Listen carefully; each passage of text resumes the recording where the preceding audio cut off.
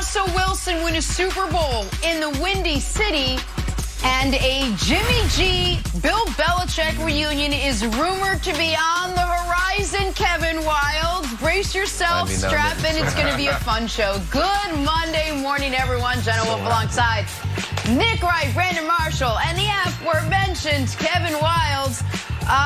Wildes, are we running it back with Jimmy G? Is that what's happening here? Let's go. We're headed to wherever the Super Bowl is next year. I'm excited for it. Where are we going? What? I researched it. You sure that's what you want? Forget playoff contention. We're Super Bowl bound already. All right, we'll get to all that. We got to start with last night's All-Star game, full of all the stars appropriately named. Team LeBron versus Team Durant. Nick, your guy put together quite a team.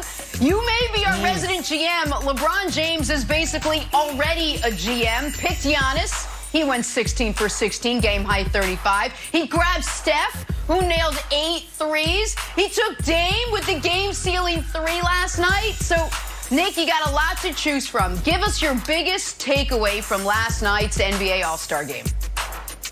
Well, it's not the MVP, Giannis. You guys know the long-standing belief on this show, banked in threes should not count. So Giannis was actually 14 of 16.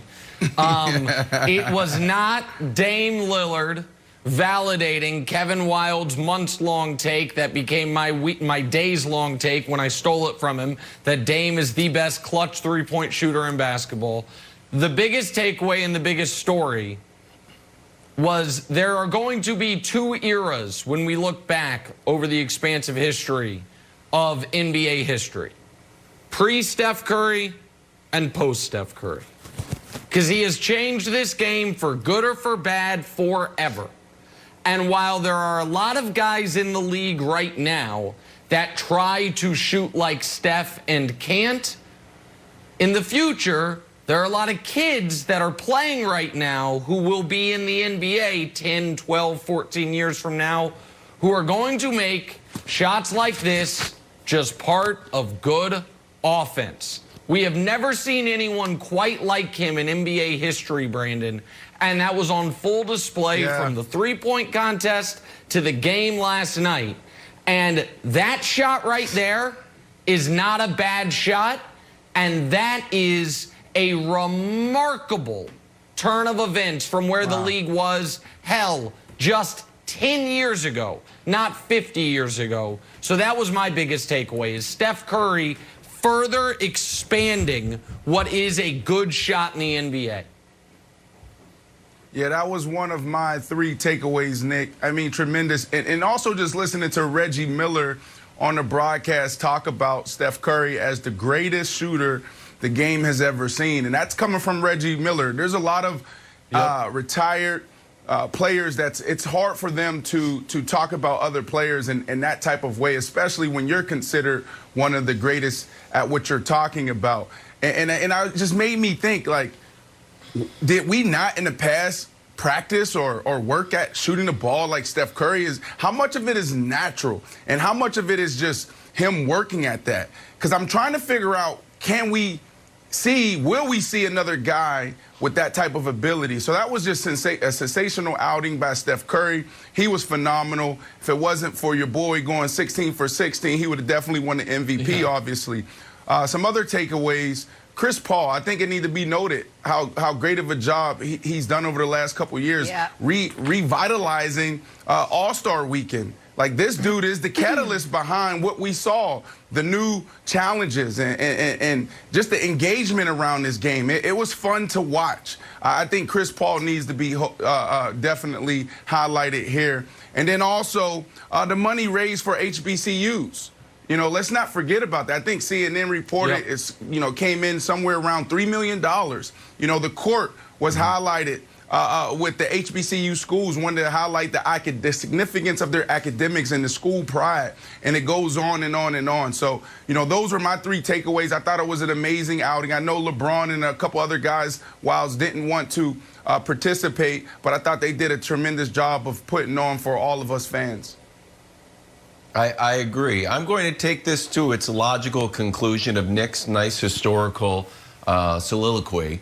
I think we should have a 4-point play. Let's put a 4-point play in the All-Star game from now on. We're already picking teams. We're already playing by quarters. We got the Elam ending. Dame is hitting bombs from half court. Steph's hitting bombs from half court. So let's just put a 4-point play into a 4-point shot into the game, because after the game, Nick, one of the biggest that's a bad shot people in the entire sports ecosystem changed his tune. Take a listen.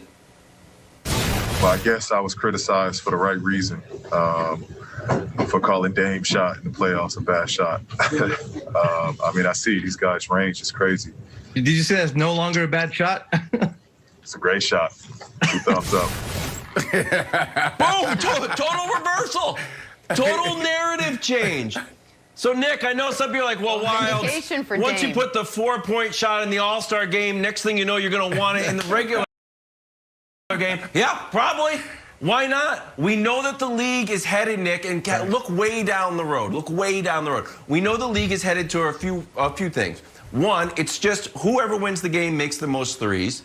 So then we've talked about limiting the amount of threes you can take in a half, in a quarter, or the whole game, or introduce the 4-point shot. I know it sounds ridiculous, but at one point the 3-point shot was ridiculous. I think we should at least think about it, have the conversation of having the 4-point shot in the All-Star game. Well, I'm old enough to remember Rock and Jock. Rock and Jock had a 10-point shot, a 50-point shot, and I think a 100-point shot. So they would just be following in Dan Cortez's great footsteps there. One thing on Steph, and then there's one other thing that has to be noted about the game. Steph is without question the greatest shooter ever. I think Dame is more effortless, though, in super long threes.